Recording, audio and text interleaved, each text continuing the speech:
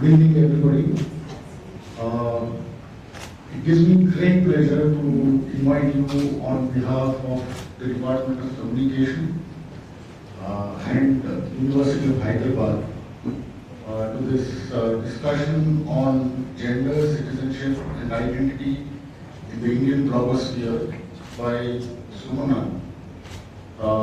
As some of you might know, University of Hyderabad has started this new initiative called University for Hyderabad, and it has turned golden threshold where the university at its origins into a cultural hub, and this discussion is part of the University for Hyderabad initiative.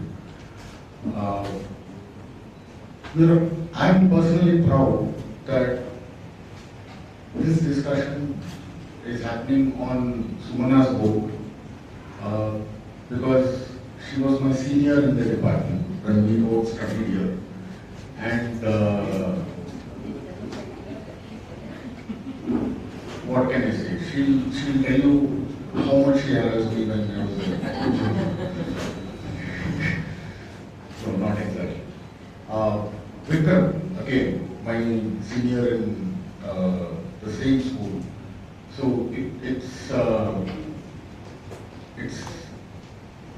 I'm really excited for this evening, and I welcome Sumana and Usha Raman to please take their seat.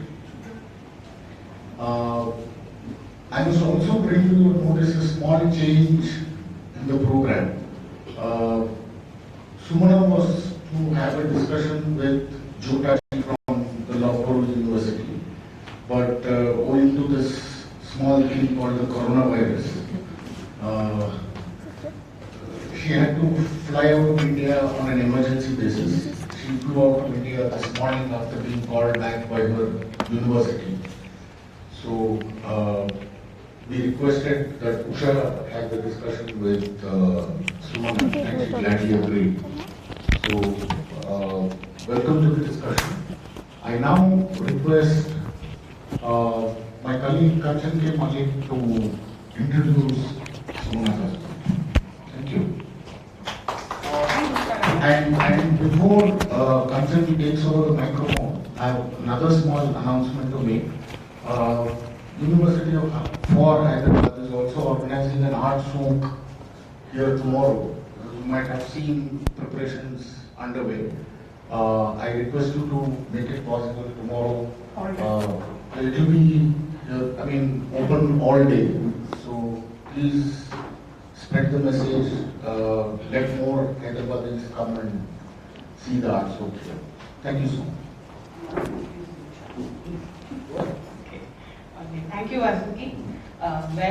Most of us here know well the two people that I've been asked to introduce, but still a pleasure and a privilege to give a formal introduction to Professor Usha Raman and of course to Dr. Sumana Kasturi, both of whom are one of us and have made valuable contributions to the academic profile as well as the everyday of the Department of Communication, University of Hyderabad. Smart. Dr. Usha Raman, I'll start with her. She's a professor, Department of Communication, University of Hyderabad. She obtained her master's in journalism and PhD in mass communication from University of Georgia in the US. She moved into academia after close to 2 decades as a freelance journalist and health communication practitioner. I told her I'll answer, I'll read the whole thing. So her teaching as well as research interests are vast, really vast and varied, and include science and health communication, which also has specialized writing in that area, social impact of digital media and digital cultural studies, children's media, feminist media studies, and popular feminism. Usha was a 2016 Fulbright Fellow. She spent a semester as a faculty researcher at the MIT Media Lab, Cambridge, in the US.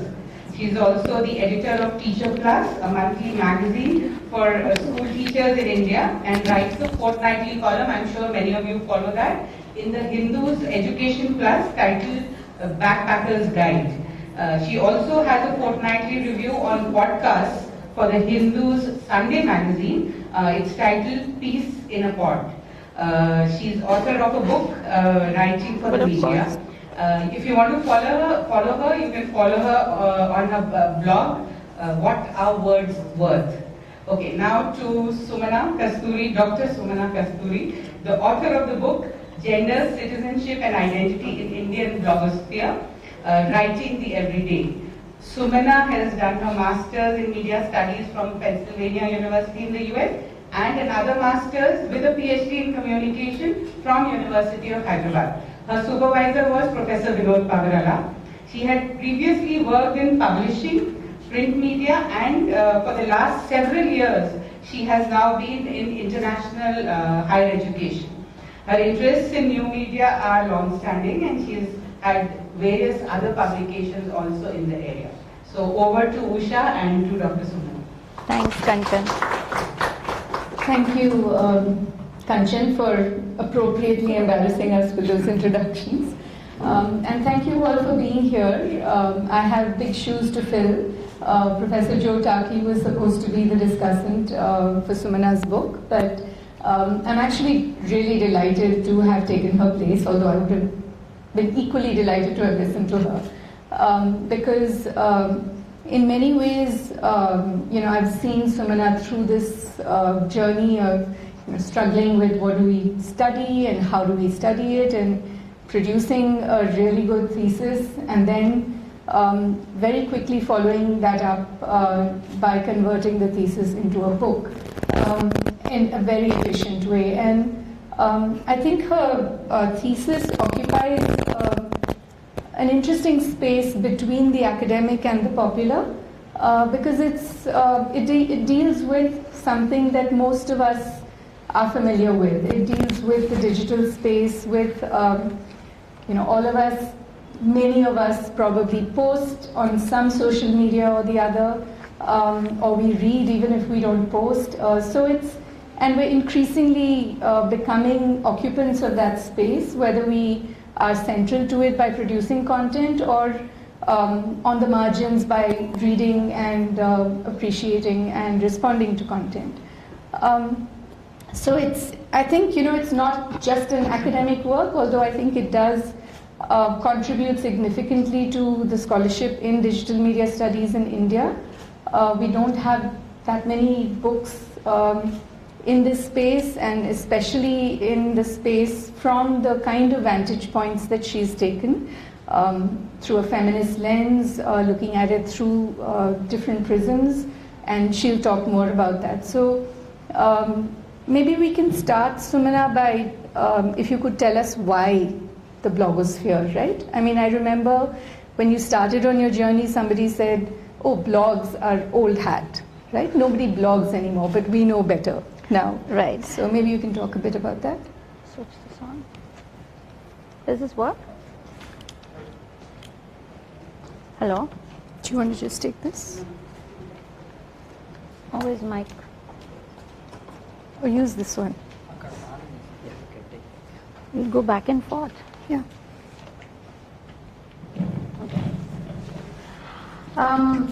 So I was looking for a topic partly to start this project, but also was really fascinated by the blogosphere, obviously. I originally encountered it in the mid-2000s. 2007 really is when it sort of took off. And actually, interestingly enough, Indian bloggers in the United States were among the earliest people to be blogging. So one of the reasons, I'll actually read it so that I don't keep, one of the reasons I started looking at it, because I thought that it was interesting, and research on social media tends to focus on this notion of the narcissistic self. So the idea that, people who are on Instagram or Facebook or whatever are just about self-promotion, the pouty photos and all of those. But I wanted to say that there is more there, and I was finding actually a lot more there. And so I was curious to see how the women bloggers in the blogs I was looking at perform the self through their blog. So yes, there is a certain level of performance. In fact, I found that seriously interesting, more than the superficial idea of a photograph. But there is a sense of performance, and what the blog allows you to do is do more than just put a picture. It allows you to write, it allows for large blocks of text, photo, video and all of that. But in fact, the blogs I chose to read were mostly textual. And definitely there's some interesting things there. And then also, I found that by definition, I felt that a personal blog sort of turns on its head the idea of personal versus public. And we've talked about this before. The notion of the public, certain kinds of topics we talk about, what can be said and what cannot be said versus... So personal blog is somebody writing about their personal feelings and thoughts and experiences, and then putting it out there for everybody to listen to or see and read. And so I thought it was very interesting in the ways it renegotiated that traditional public versus private divide, and especially in the case of women, because from a feminist theory point of view, but also from our everyday sense of experiencing culture, we see that women tend to be relegated to private spaces and the sphere of public, and it happens even in the blog sphere. You see that blogs that are technology or politics driven or sports tend to be masculine blogs and seen as important to the public sphere and public space. And then there's a whole range of other blogs that just get banded under lifestyle blogs or mommy blogs, talking about parenting or health or what other subjects?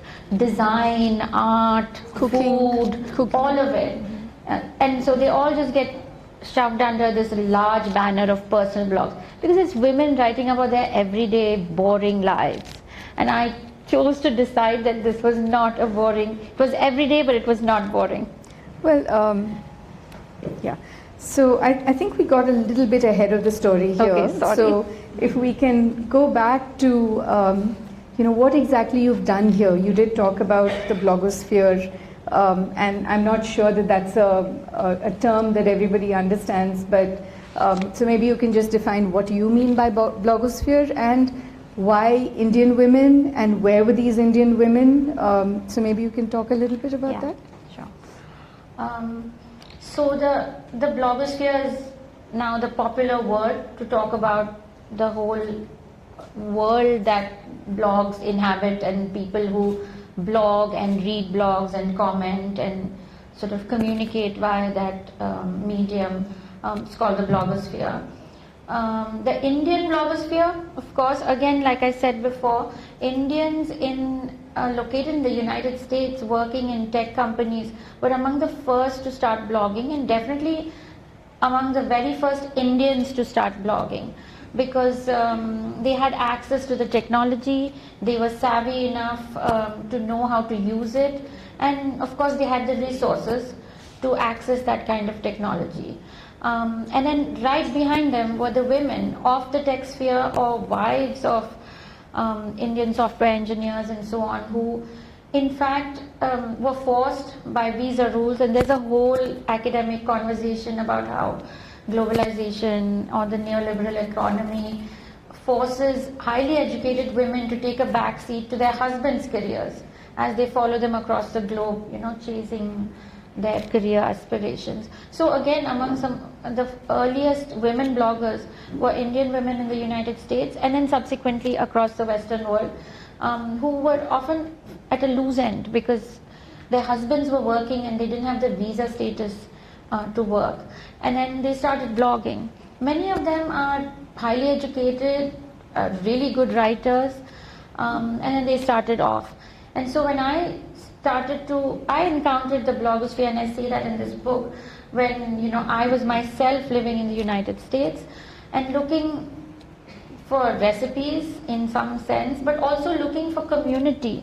I was definitely a high educated woman staying at home, not necessarily for visa status, but for other reasons, and pretty much in charge of the house and the kids. And I was sort of marooned, I've written that here, marooned in a world of software engineers and playgroup moms. And I just didn't fit in, not being an engineer myself and a little bit older than the average playgroup mom. And so I went hunting for community, and I found it in the blogosphere. And it was fascinating. I remember early on talking to Vikram about stumbling onto this group of Korean mothers. It was called Kimchi Moms, which I thought was cool. I considered at that time starting something called Chutney Moms, but I didn't follow through. But it was really fun, and to hear about them talking and how to teach them Korean in a largely monolingual culture that was the United States. So I just loved it. And then when I came back and I was working in higher education and walked straight back into the University of Hyderabad, which I had left about 15 years ago. And I was thinking of a topic. I was still following all of those blogs. And so I put the idea to my advisor. And we did have to negotiate it, because really we've gone through those conversations, all of us. Was there anything, yes, it's interesting to read, but is there anything academic to say? Are there important conversations being had? I spent a whole year actually reading a lot of blogs, a few hundred different blogs and several thousand posts to determine that. And I finally realized that yes, these are important conversations, and I thought we needed to have them. Yeah, and I think this is a trope that you see in women's studies and feminist studies, that there is a justification and a need to recover the voices of women in spaces where they are. And one of the biggest spaces where they are is in domestic spaces, right? So I don't think we need to any longer justify the importance of those conversations that happen in those spheres. Which brings me to the three major divisions of your analysis: gender, citizenship, and identity, all of which feature in the title. And I think normally, especially in these days, right, two of those terms, citizenship and identity, are the matter of much contestation and a lot of passionate discussion. And gender usually intersects all of those things. But these are not things that we tend to look for in personal narratives of women. So how is it that you came upon these themes? I mean, were they frames that you used to read the blogs, or did they emerge from the reading of your blogs? They definitely emerged from the reading. Like I said, when I started off, the first set of blogs I did for an early paper was the food blog, just because I thought it would be fun to do, not particularly because I thought they were saying anything super important, but popular culture has always been an interest of mine. And I thought this was, a very interesting aspect of, it's a cultural artifact, a media artifact of popular culture. So I persuaded my advisor that I wanted to do it. And he actually said, but how is this going to be related to your thesis? And I said, if it works, then I will include it. And I think it did become a fairly important part of it. But I started off there, and then I was definitely thinking of the bloggers from the diaspora, because I had been part of that community and I wanted to see what conversations were being held. And then truly serendipitously, I found this set of feminist blogs, which I call feminist, they don't. They're just blogs that talk about women, and it's not necessarily actually the bloggers themselves are women, of course, but their audience is not necessarily only women. And they were having some really interesting conversations. And then once I discovered these three different sets of blogs, I think it came together, because definitely the feminist blogs were talking about very important things with regard to gender. and then it went from there. The themes emerged sort of organically, and I realized the themes were actually pretty much across the board of all of them, except maybe a little bit more. So feminism is a bit more in one set of blogs, and identity, conversations about identity might be other. And again, I have to say that I'm not saying that they actually spoke about this. Nobody actually said this is what citizenship means, or nobody said this is my identity and this is why I'm doing it. It was more the conversations that they were having sort of, you could see that that's exactly what they're talking about in a very quiet way, because they are personal blogs. So in fact, that was the other, should I go back? Go ahead. Continue. That was the other thing. When I started this, a lot of people were saying, well, yeah, there's online feminisms. There was the Loiter project and the Blank Noise project. Blank Noise. And then a whole bunch of others that were talking about these things. And then now we have Feminism in India, the Facebook page. And so they were doing very important things, and there were people behind it with a voice and a standing and something to say, in both academically and politically. Well, these were not those people. In fact, the group of feminist blogs that I read, and also the diasporic blogs, they were all anonymous bloggers. So we technically don't know who they are, and some of them have moved to other social media, and some of them continue, but they're all anonymous. They have large followings, and I lost my train of thought. No, you were talking about the fact that these women were anonymous. And so that is when this whole notion of the everyday came up for me, because they were just really having conversations about their everyday lives. They were saying, today I went here and this is what I did, or this was my experience in the checkout line at Safeway or Walmart, or things like that. And so I started to think about the notion of the everyday, and then that took me back to sociology to theorize at some level ideas of the everyday, which sociology has done, and come back. So it was definitely a back and forth, but I felt that these were very important conversations, and they were being sort of held. They sort of flew below the radar. So the press was not talking about it, and that was sort of purposely so. They were not really interested in becoming famous or getting on the news or starting a revolution at some level, or they were really about conversation. It was definitely a community that debated and discussed and provided support, and that's what I found so fascinating. So you keep using the word community. Right. So how does one, I know all of us who are on social media understand that there is a community there, but it's a very difficult thing to pin down. Right. But in the case of the bloggers, which is a blog is slightly different from Facebook, which is much more an in-your-face community in a way. So how did these women build that sense of community, and how did you discern that sense of community?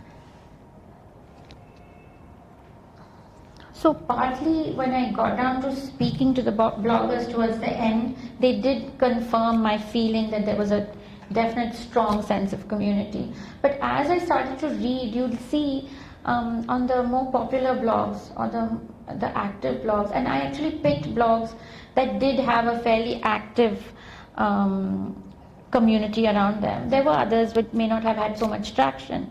But what happens is you'll see that they follow each other. Bloggers will follow each other if they are blogging about similar things or things that are of interest to them that may not be exactly their topic. They will cross-post, cross-comment, and then there will be a dedicated regular set of commenters who will come back over and over again, read those blogs and comment. And several of the blogs are like, all of them, the ones I picked all had community. But like for instance, one particular blog, she's pretty much my favorite blogger. She's anonymous and she lives in India. And she would have comments that within 48 hours would run into 80, 90, 100 comments, and each of those comments would have nested comments underneath. So it was clear that people were following, tracking, and they were very engaged. They were cross conversation. So the blogger would come back in, look at the comments and respond, and others would respond. And from reading that very, extensively, I also know that a lot of them were men. Those who comment? The commenters. I mean, some you can't tell, they are anonymous, but sometimes in the things they said, they would say, well, I'm a man, but I agree, or whatever, whatever. And there were also occasions that I found fascinating where men have written into this blogger, and she'll post a query and give her own commentary, her own take on the question, and then open it up to comments. And then again, there'll be a flood of comments. I have a couple favorites, so when there's time, do you want to read? Yeah, maybe I'll pull out that. Is it easier to hold this than that? Yeah, it might be. I'll take that. Every Indian event has to have mic. Should I Mic problems? Not really, but No, I don't think every We don't have Indian mic. event. Every event. every event. I thought I marked it. So one of my, I have two favorite ones, and in fact I picked them. I quoted a bunch of them in the book, but I picked these two. Oh, it's on, no? Yeah, just hold it close. I picked these two because they are sort of outside of what we expect are the readers of this blog. So then if we're thinking this is a personal blog by an Indian woman writing about being a woman in India and being a talking about feminist issues, you'd think that same demographic of a middle class housewife or middle class women are reading it. But in fact, that's not really true. In fact, some of the more active commenters turned out to be older men who were sort of reflecting on how they'd lived their lives and how they felt they treated their wives and daughters, and very thoughtfully, and also sometimes saying, oh, I never thought of it like that, I won't do it again, and so on. So very interesting conversations. But these two are, one from a Caucasian woman who's writing in about having dated an Indian man and being dumped by him, and she said, he said he never led me to believe that he wasn't truly committed or our relationship was only brief, temporary. He did say that his parents might be a problem, but no one would ever influence his decision. But now he's decided to end it with me because he says that his parents would never accept me. And he would never have been happy if his parents were unhappy, which he claims would lead him to have a grudge on me. It seems a little sick that he's expected to sacrifice his lifelong happiness. And is it me, or is he willing to do so? Does the control ever stop? I suppose only if the sons let it. And so this is a Caucasian American woman writing in upset. She's hunted up the community. She's recognized that it is a community with interesting answers, and she's written in. And there's that thing got about 98 comments within the first 3 days, and then every once in a while when I go back to the blog, I'll see another comment added to it, and people have maybe I won't read it, but this one guy says, "Lady, be happy that you were saved on time. You are very lucky. Thank God that 20 years down the line he will be a small forgettable blip in your life. Go and find real love." This is commenter Amit telling her to run for the hills.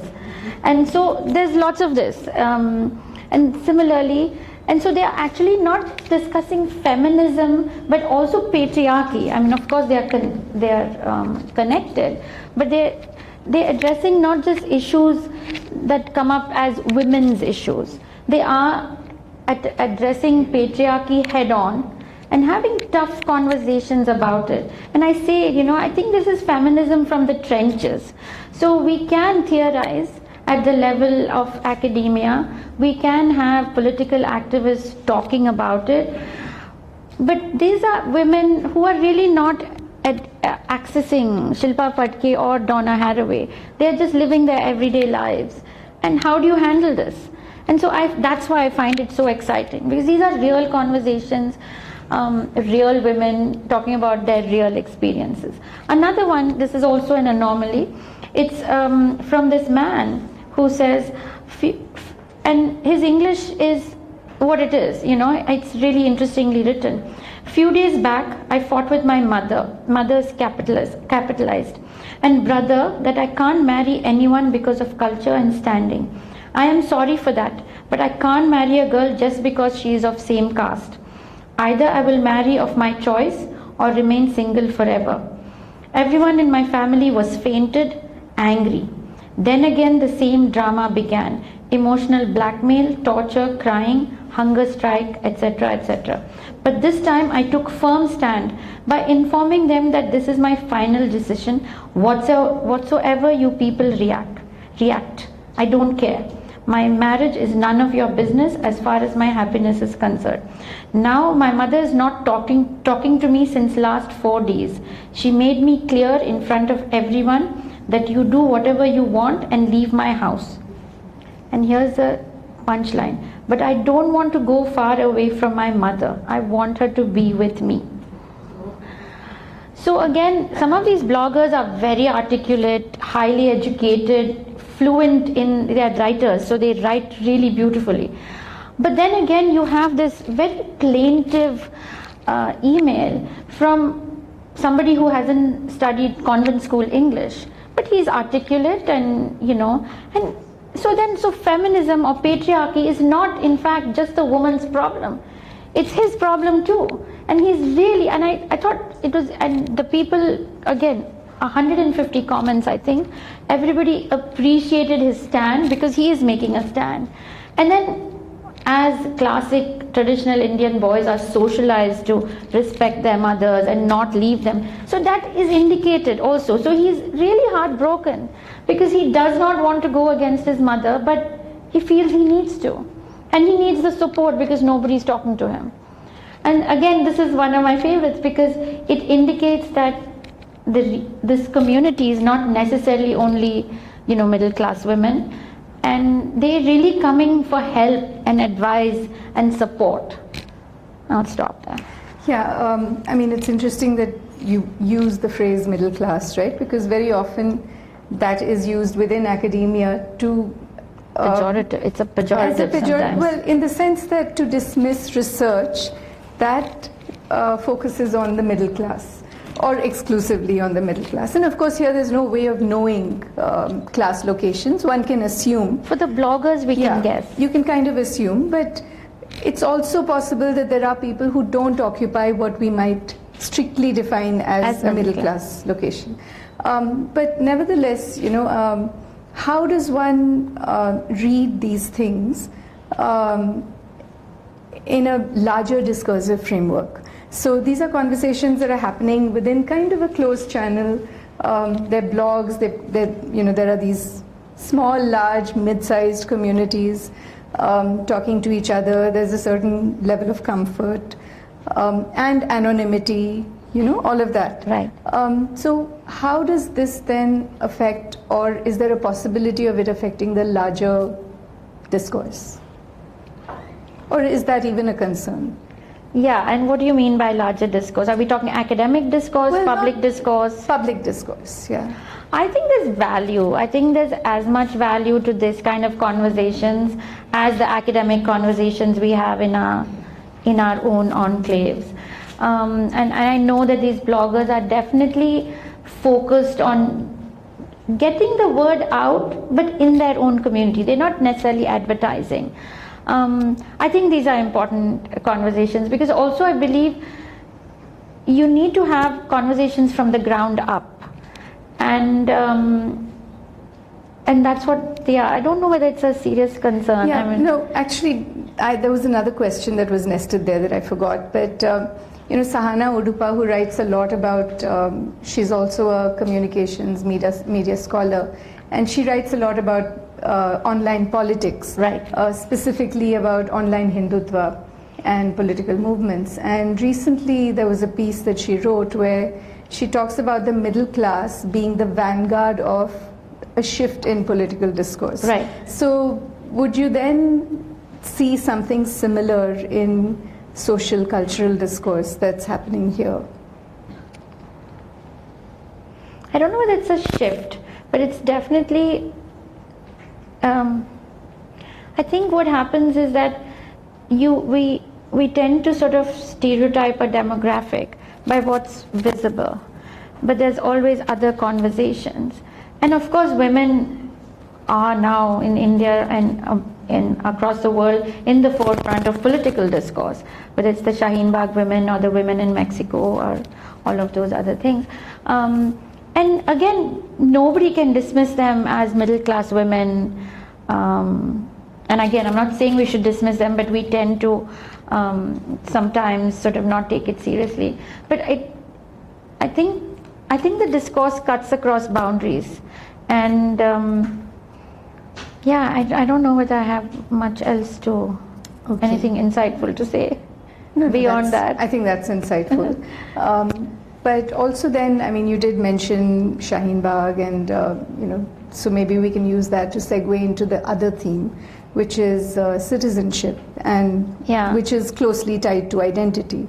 Right. But in your scheme, is citizenship closely tied to identity? It is, and actually I have to say that I haven't used citizenship in this book the way it is being used currently. I have to sort of make that disclaimer. And when I wrote the title, maybe now if I was choosing the title, I might have chosen it differently. But I want to make the case that citizenship is not only about showing allegiance and having documentation to a nation state. I talk about the larger concept as having an affinity. We were talking about affinities, Haraway's idea of affinities, but just for all of us, we don't need Haraway to tell us that, we can forge a community and identity that is outside of citizenship, and that is outside of a nation state's definition, narrow or broad, of citizenship. And so in this case, I really used it across the board, because women are talking about how do we find our place in society, arguing that they need a place. And if a woman can argue for, say, public space, like the Why Loiter movement, that also is an act of rebellion against a society. And so they are sort of, performing their citizenship in that society. So I don't want to use it narrowly in terms of a passport, but when I was talking about the diasporic bloggers, they are often debating issues of of citizenship, because they might be born in one country, they are diasporic, so they are born in other countries, and so they have sort of mixed allegiances, both politically and culturally. And there's some really interesting conversations around that. How are we doing on time? Yeah, so maybe we can end with Identity. reading something. Okay. And maybe I can ask you to read, just before this conversation, Sumana mentioned a post that related to March 8th. And I think it's an interesting idea that comes through in the post, because it forges all three, in some senses, it brings all the three themes together. And that might be quite Yeah, so I can end on that, I kept it here. So as I was looking through the blogs and talking to Usha earlier today, I thought, let me see what these bloggers are doing now. Some of them have discontinued their blogs, they're still online. Some of them have moved to other social media. But I think it is telling that even those who are not blogging actively have their blogs up, because it's a huge and valuable resource. And I have to say, even as some bloggers step off the blogging bus, others are constantly coming. So the notion that the blog is dead, which is a popular thing to say, because with Snapchat and Twitter and Instagram and something else new tomorrow, day after, it feels like very old. One of the first things somebody asked me when I started this project, and I've said it before because it's one of those rankling comments, this very supercilious guy said to me, but why would you study the blog? I mean, it's so passé. And this was a long time ago.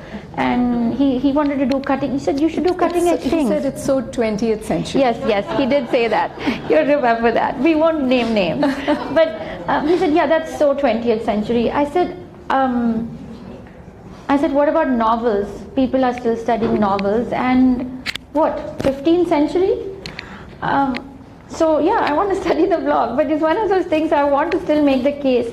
Oh yeah, that's the thing I wanted to make. That's the case I wanted to make. So in this thesis, in this project, I have looked at blogs, but I want to make the larger case that for all of us, we may be bloggers, we may not be, but one way or the other, we are all on social media.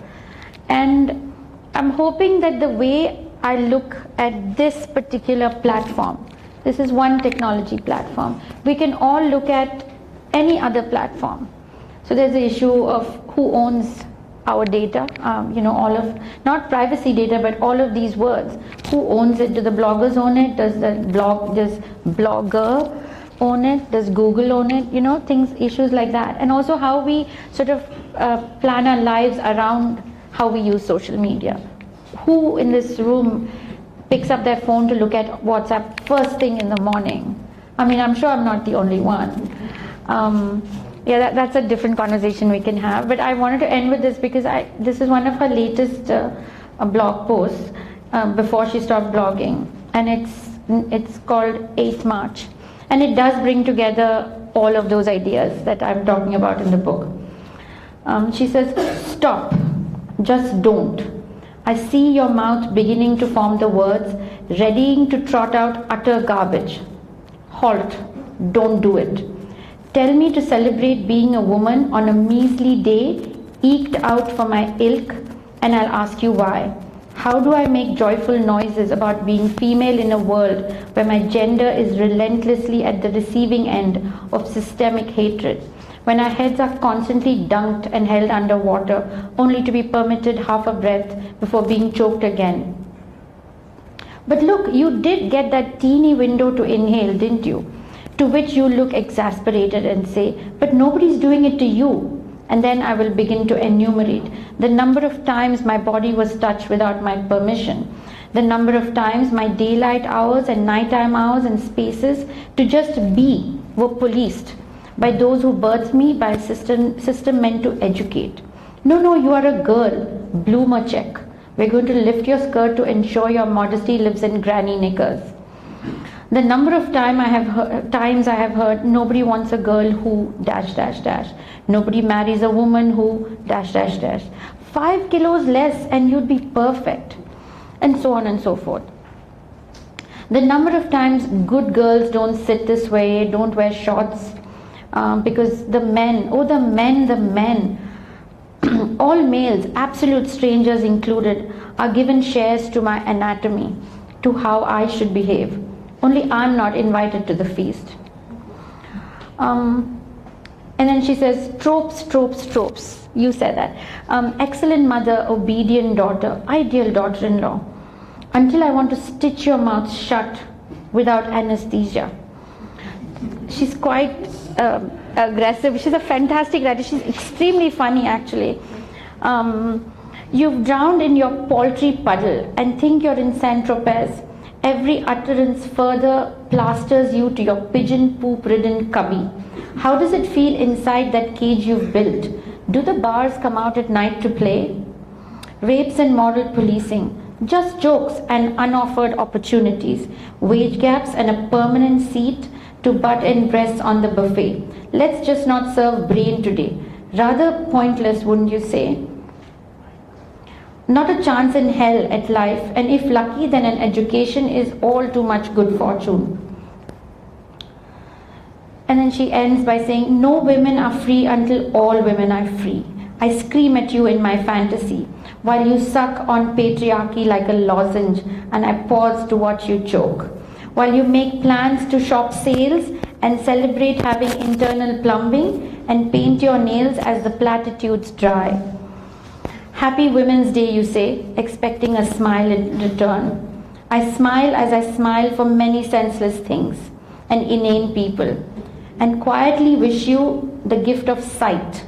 And maybe someday, if it happens to be in stock that season, even a modest serving of sense. So she's actually talking to women. She's not, but you can hear the weight, and she's super funny.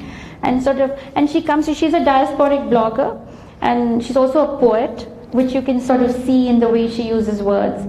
And her frustration comes through. And I'm sure many of us have had that frustration when, Women's Day starts to mean that sale and that free happy hour and that nail salon. She's talking about that, when the more important things are not being addressed. Yeah, and then I'll end with that. And other questions? Yeah. So. Oh no, sorry. We didn't. I didn't mean to cut off Usha. We do have questions. So if any of you would like to grill Sumana, pretending that it is her thesis defense all over again. Yeah, Vasuki has said it. So. 20 questions. That's a good story. Yeah. Can I ask you a question beyond your book? Yeah. Because you would have read. I'm loud enough. Don't worry. I don't need the mic. No, but let everybody take it. Okay. All right.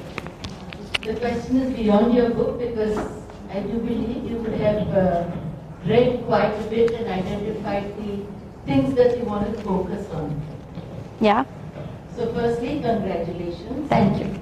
Very proud of you. Well, okay.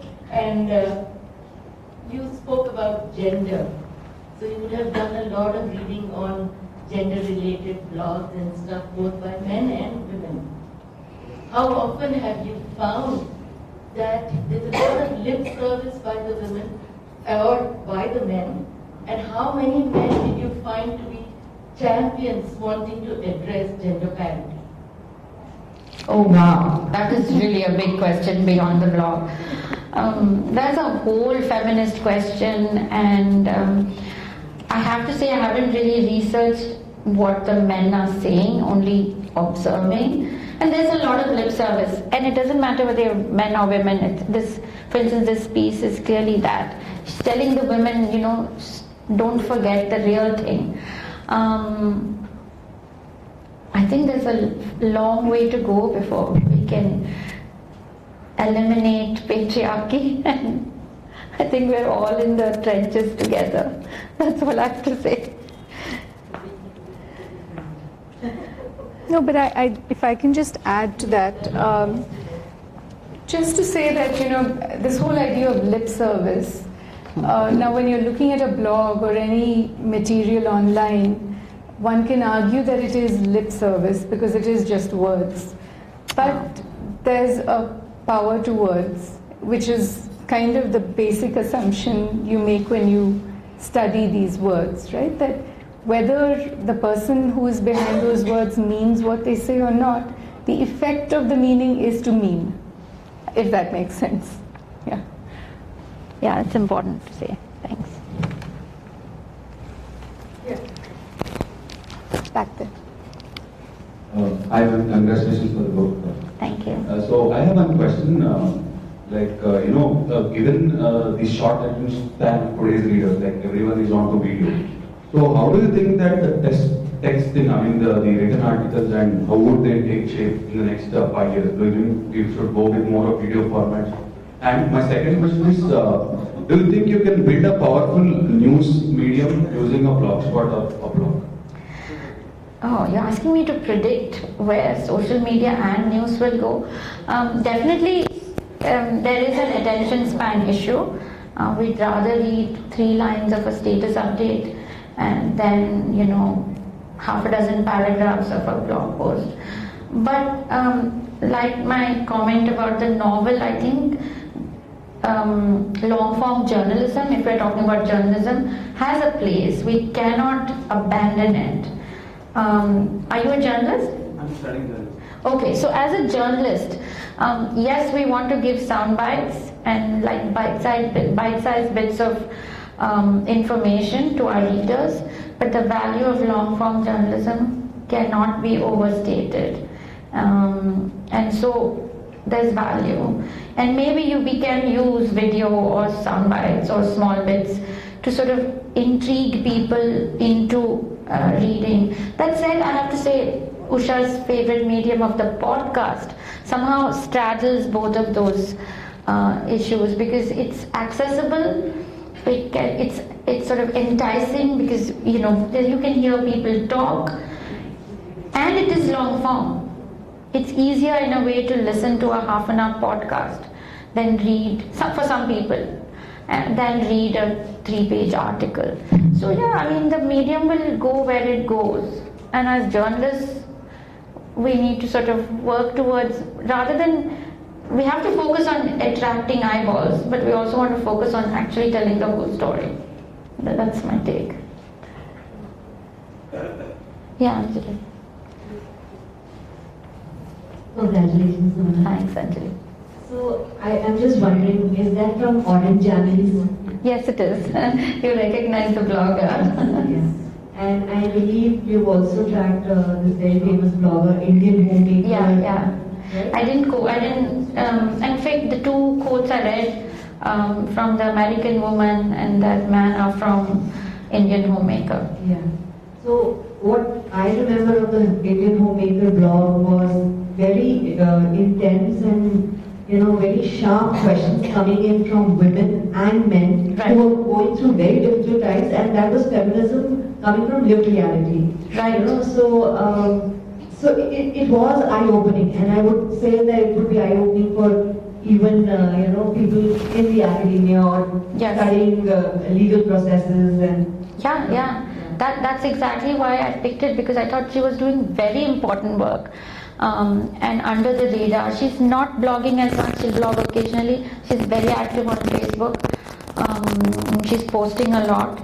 But I mean, I do believe that we have lost something from moving from the blog medium to Facebook, because those conversations are different. I know there are comments on this, but yeah, I think she was a very important resource, and a lot of people have said that she got them through some tough times, because you need to have like a non-official way. And then to go back to the whole affinities idea and identity, sometimes you need a space to be yourself that is not within your physical world, I mean your everyday world. You can't tell people certain things, but Material, not your in your everyday. material world, yes. And so again, that's where those communities become important, because it gives you a space to just be yourself. In fact, there have always been questions, how do you know that person is real? And when we are studying new media, we are always confronted with this idea of real versus virtual. But then the argument we make in new media is that is not those are not the opposite words. There's virtual, so there's online and offline. So we move away from the notion that the virtual is somehow unreal. It is not embodied, it's not physical and material, but it is definitely real. We all know that some of us can say things in certain online spaces that we may not be able to say within our own houses or within our own social spaces. Yeah. Is it? Advisors can say something. Yeah. I was going to say, with the permission of the chair. With the permission of the chair. And Of the head. and the author. Yeah. No, I think it would have been very easy for Sumana to have picked text, maybe even blogs, of very obviously heroic feminist individuals out there, right? I mean, you mentioned. Yeah, we had that discussion, ultraviolet and violet and all that. That would have been quite easy, and very often those are the ones that would get valorized as feminist narratives and so on. I mean, they're obviously feminist narratives. I think what was interesting about the choices that were made were, these are women who are engaged in everyday forms of resistance, but not always resistance of that in your face kind. I mean, Right. complex negotiations and engaging with identities, and so I think what was fascinating about it is the complexity of women's narratives, which you suggest are almost feminist. Right, that's my contention, yes. So I think that's what makes I think this study important. I think because these are everyday women. I mean, Right, writing about their everyday lives. coping with their everyday lives. Right, right. And negotiating with various difficulties in their lives caused by geography, identity. And Yeah, so on, right? yeah. Yeah, thank you for that comment. In fact, none of them identify as activist, as academic, as journalist, as in any way public, or as a sort of source of authority. They continue, in fact, even the name of that blog, it's called The Life and Times of an Indian Homemaker. That's all it is. She's super articulate and super passionate about what she does. But she never identifies, in the context of the blog, as anything other than the average Indian woman with some level of privilege, because she has access to the writing and the education. And that's why it's so fascinating, yeah. Sumana, congratulations, of course.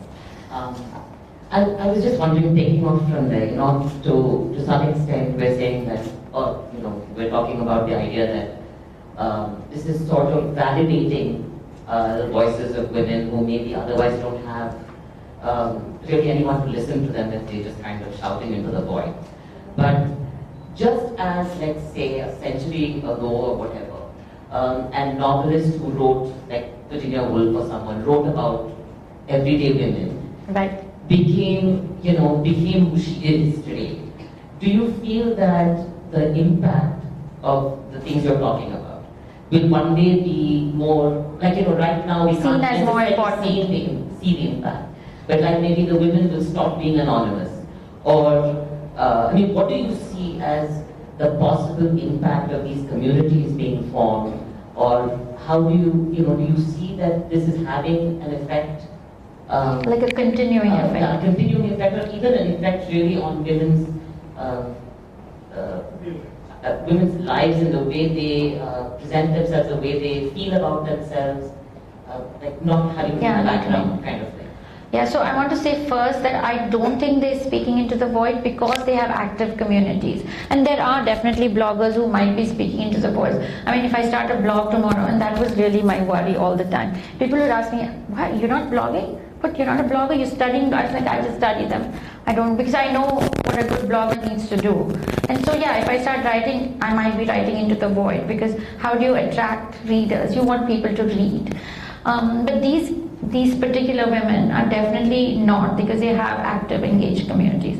They've built that audience up, but they have that. As for the few, like how we see it, I like your idea. I'm glad you raised this topic actually, because one of the things I talk about in the book is this, there's this whole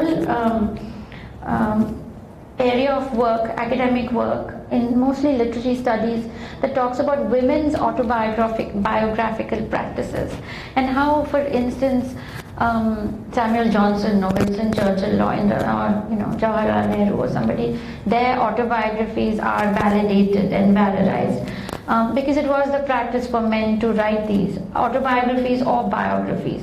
The diaries of Samuel Johnson, is that what it is? Yeah.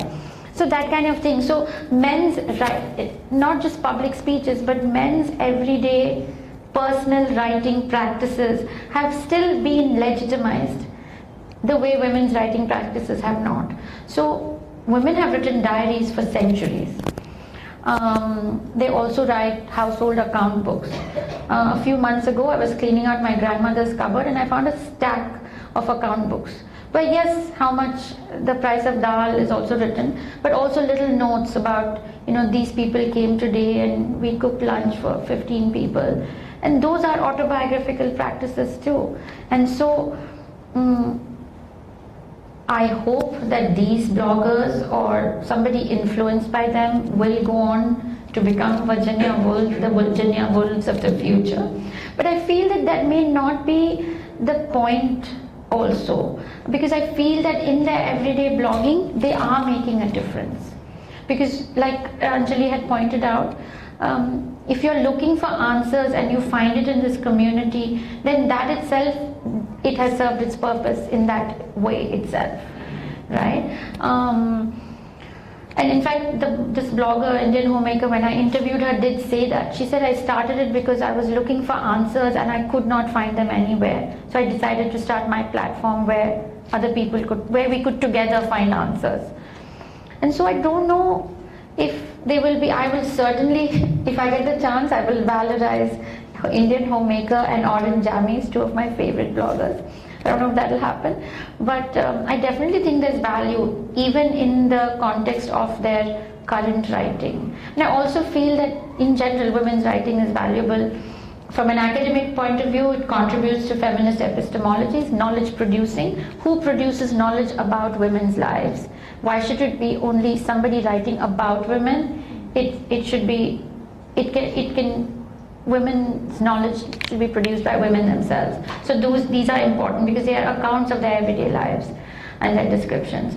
But also certainly if they can sort of sustain, so I don't know, we'll see. I don't know if they'll become the next Virginia Woolf, but we'll see. Actually, no, I didn't mean to say that they would necessarily have, have to say that in terms of like impact. Would it be that, do you see it that blogging or within writing about these kind of topics, which can be important, will itself become something that people don't have to be anonymous about?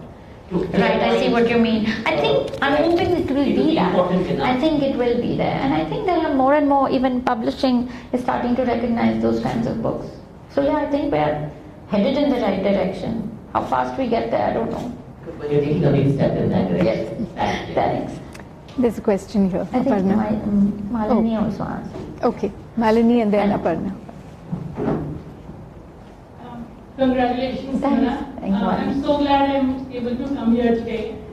You're doing some similar work, I know that. Yeah. So my point to your virtual world versus the real world, and does it have an influence into the future, what the previous commenter mentioned. I think what we are learning, I'm making a comment but also asking you if this is what is possibly true. In the virtual world, when we are able to express our thoughts, I feel that as a blogger, as a social media junkie, as somebody who's lived that space of a diasporic Indian woman, we live stereotypes a lot in a lot of ways, but we miss the nuances, I think. Mm-hmm. And blogging and commenting and discussing online in a virtual world really clarifies those nuances, I think. So do you think do you think something like that makes sense? Yeah, I totally agree. I think that the practice of writing itself clarifies certain thought processes. Just thinking about it versus writing about it takes it one step, makes it clearer and sort of recognizes the nuances. And then when you take that into a community and talk about it, then I use that idea of Rosaldo, who does meaning making. So the question is, what are women saying about themselves, and what is the meaning they are making out of their lives? And that the act of writing contributes very much to that meaning making. And I know what you mean, like we might forget the nuances in the going to the Holi celebration or the Diwali celebration, and yes, it's very easy to live the stereotyped diasporic life.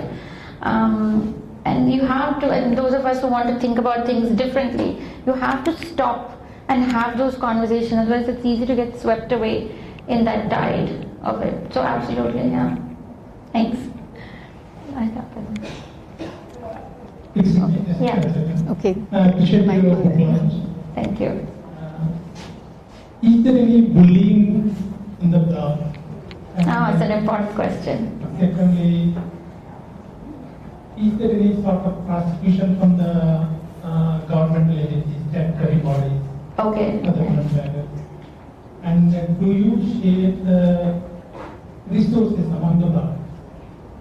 Among the bloggers, somebody needs something. Do you share the resources other than the public use? To help somebody, or to Okay. to elevate somebody. Right.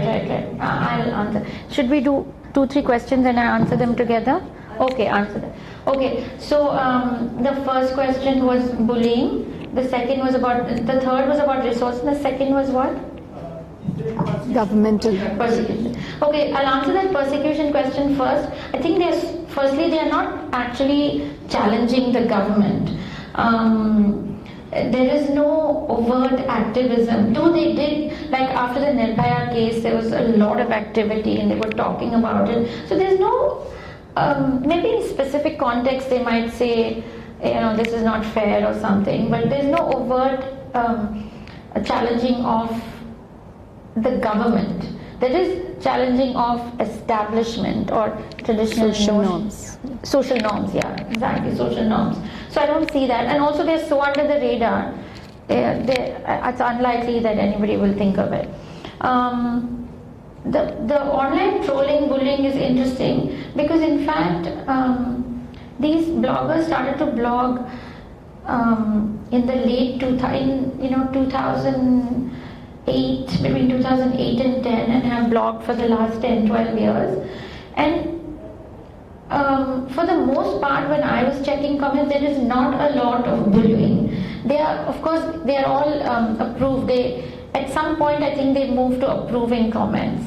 And because there are these small groups, there's not a lot. There will be sometimes people who are saying things that feel deliberately provocative, but they quickly get shut down. So I have to say that, in fact, that's the other thing, the idea that, we talk about social media and then of course we can't not talk about the trolling and the bullying and the, all of those, attendant, the misogyny on it and so on. But there are also transformative, liberatory spaces, and I think these blog circles are an example of that. You had a third question? About resources. Resources. I think in the context of the blog, they share information. Okay, and that's very valuable. For instance, there's a woman who's seeking to exit a complicated life situation, say a domestic abuse situation, abusive marriage or whatever. Then what she does is, who do you ask? You're scared to ask your husband or anybody, scared to ask the neighbor because you're scared he'll come back. So these are very important resources for that. And the bloggers have confirmed that, in fact, especially for the gender blogs, but even for some of the other blogs. So in that sense, and then also they become friends. So there are conversations happening offline that I had some insight into, but that's not necessarily part of this conversation. Yeah. I think what I see is this whole gender and citizenship thing. It goes on and changes in the next generation. So I think this liberatory practice that you're talking about, I think there's a lot more happening in the next generation. It doesn't stop at what the blogger is doing, but I think there's more satisfaction, and I'm responding to you also actually, in terms of looking at how this transforms. You look at the diary and then it goes to the blog. And then I don't know about the medium, that you should tell me, what the next generation will use. But the liberatory aspect of it, if there are people saying, you look at these young women at Shaheen Bagh, we can see that we've done our bit, we've done our job, So there is that whole idea of how both gender and citizenship are being transformed in this space. And there is a carving out, and probably you'll see something else. So what I'm really saying is, if you do this 10, 15 years later, you will find, I think, a much more feminist, transformed feminist conversation of the next generation. That's good to know. As a feminist sociologist, I'm happy to hear that from you. Immigration, I think, we've always seen it going in the right direction. Right, There's a lot of optimism and hope. That's good, thank you. No, I just wanted to add to that by saying if you look at blogs as, you know, the previous generation's medium, and you look at Instagram or TikTok as the new present generation's medium, you'll already see that shift. Much more obvious, much more willing to be public about. I mean, I think in the blog there's a sense that it is a semi-private space. And even if it's not anonymous, there's a sense of safety because it's a somewhat closed community. But Instagram, not so much. I mean, yes, you can set your privacy settings, but tends to be more public than that. So that end on a note of hope. Yes. So, yeah. So, I think Sumana wanted to say some thank yous, and yeah. So I think we'll stop with that, and I'll let Sumana have the last word before winding up. Yes.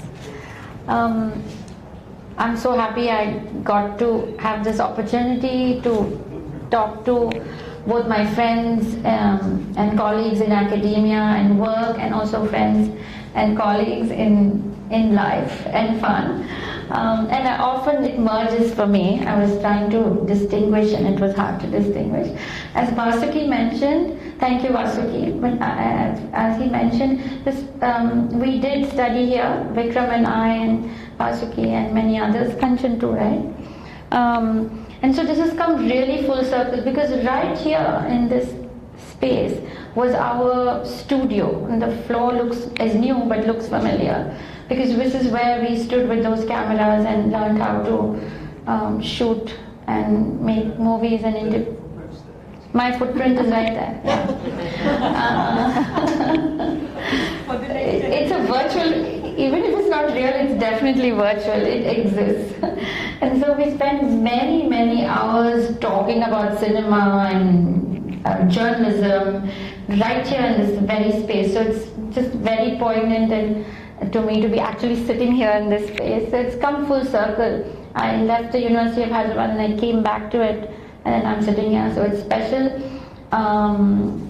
So I'm just delighted to be here. I also wanted to thank the Department of Communication, University of Hyderabad. It's always been home to me at some level or the other. When I started doing my MA the first time, and then the second time, and then this whole thing my daughter pointed out during a particularly low point of this PhD when I was working. She said, you can't quit a second time. And so then I got up and went back to the keyboard. But I think, I wanted to say thank you very much to the Department of Communication at the University of Hyderabad. SN School is important to all of us. Thank you specifically to my advisor, Vinod, Professor Vinod Pavrala, who actually met when he was doing his PhD and I was doing my master's, many years ago. So it's also full circle that we had to do this thesis project together. It was fantastic to work with you, and I'm really grateful to your guidance. Also, other friends and professors at the department. Usha was part of many important conversations and a mentor and a guide. So was also Dr. Aparna Raiprol, feminist sociologist, who taught me everything I know about feminist theory, which is not a lot, but still whatever it was, she taught me. And so these three people were definitely important guides in the thesis research project. And then my friends at the department, Dr. Vasuki, Dr. Kanchan, who else is here? Janardhan is here, Pranay is a fellow student, my fellow PhD student Bhargav, friend, is here. So thank you to the department, Anjali is here. Thank you to the department for being actually really supportive of all of our students. And I know that the younger MA students could never figure out who I was, because I introduced myself as Sumana and say I was a student. They couldn't figure out, she called me ma'am or Sumana. It was very complicated, but it was still very fun. I enjoyed it. So thank you for supporting me and getting me through this project. It would not have been as much fun. I'm getting there.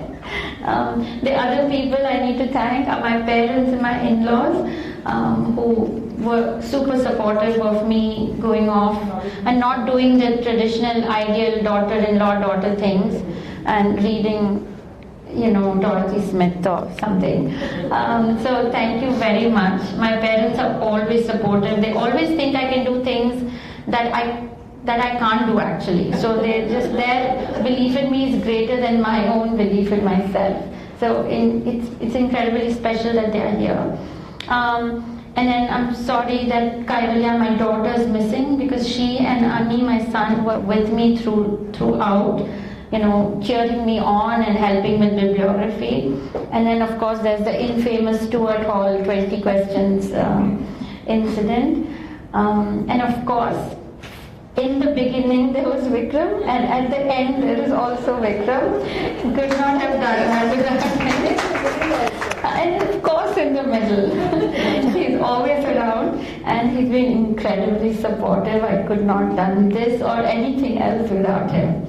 And I also met him, actually, my first memory of seeing him was when I came for the interview, and we were all sitting on that little gattu, that little that ledge where we were having tea. And I was sitting in one corner and I was sitting on the other. And apparently I said something that he did not think, he thought was showing off. He was not impressed. But who would have known that all these years down we would have, spent the last many years together. But thank you, Vikram. Yes, thank you to everybody. Janardhan and Pranay have been instrumental in putting the technology aspects of this together, so thanks a lot. Srilu, my friend, many hours of babysitting, food, support, all of that, so thank you to her. Are they all in the acknowledgements? In the thesis acknowledgements, and yes, here too. Thank you. Even to those who I didn't mention, thank you all for taking the time and effort to come all this way in this traffic and listening to me. I really appreciate it. Listening to me and Usha. I could not have done this without all of you. Thank you, Usha, for talking to me. Okay. But before the claps, I just have one announcement. If any of you would like to buy the book, we don't have copies here, but Routledge has said that they will send a link to all those who enter their names on the sheet that Annie will pass around or has passed around. We have about 5 copies that are and there. I think Routledge is offering a 30% discount if you want to order the book. So okay. Look it But up. we have about 5 or 6 copies for sale that Routledge sent me ahead of time. So if Marjorie was particular, so okay. Oh, you want to take a picture? Iditi se acha? Oh, I don't have to hold this, right?